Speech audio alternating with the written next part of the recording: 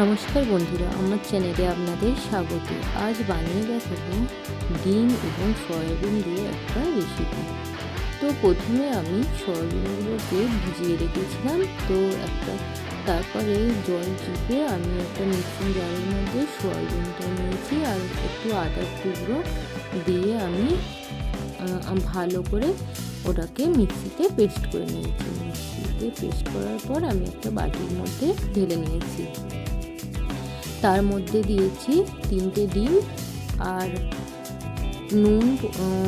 নুন পরিমাণ মতো, একটু জিরের গুঁড়ো, একটু সামান্য পরিমাণে হলুদ গুঁড়ো দিয়ে আমি মিশ্রণটাকে ভালো করে মেখে নিয়েছি। তারপর একটা টিফিন বক্স নিয়ে তার মধ্যে ভালো করে তেলটা মাখিয়ে আমি সেই মিশ্রণটাকে ওই টিফিন বক্সের মধ্যে ঢেলে দিয়ে সমান করে দিয়েছি।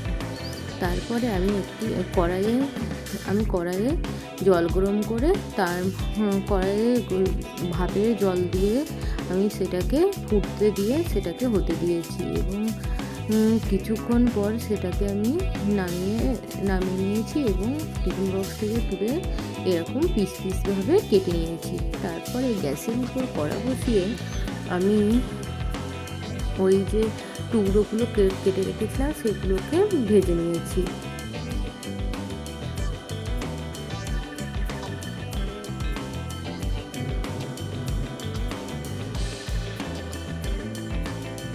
ভেজে নিয়ে আমি একটি থালার মধ্যে তুলে নিয়েছি। তারপরে আমি কড়াইতে তেল দিয়ে সেই তেলের মধ্যে জিরে এবং শুকনো লঙ্কা ফোড়ন দিয়েছি এবং কেটে রাখা আলুগুলো তার মধ্যে দিয়ে আমি আলুগুলোকে ভালো করে নাড়াচাড়া করে ভেজে নিয়েছি।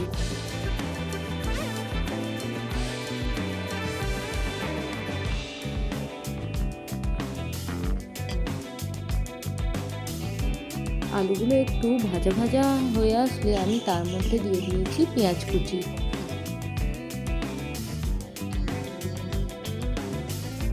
তারপরে সেই পেঁয়াজ কুচি দিয়েও আমি কিছুক্ষণ একটু ভেজে নিয়েছি।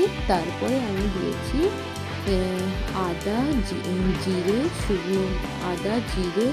রসুন, হলুদ আর শুকনো লঙ্কা দিয়ে একটু জল দিয়ে গুলিয়ে আমি সেই মশলাটাকে ওই আলুর মধ্যে দিয়ে কিছুক্ষণ আমি কষিয়ে নিয়েছি।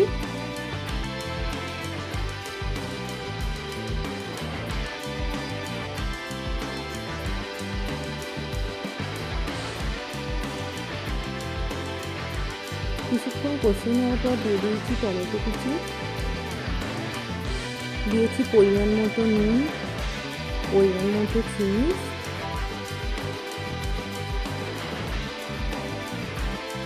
দিয়ে ভালো করে আমি নামিয়ে নিয়েছি।